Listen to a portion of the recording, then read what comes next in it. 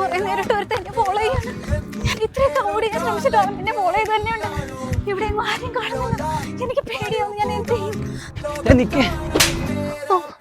പെമ്പിളേരെ വഴിക്കൂടെ നടക്കാൻ സമ്മതിക്കത്തില്ലേ? നിനക്ക് എന്താടാ?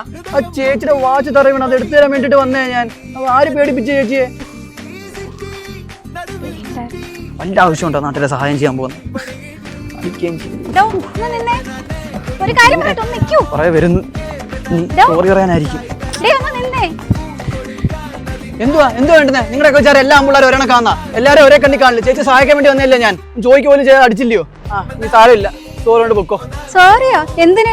എടാ 150 രൂപ പോലും വിലയില്ലാത്ത ഈ വാച്ച് കൊടുത്തോണ്ട് നീ എന്റെ പുറകെ ഓടി വന്നു.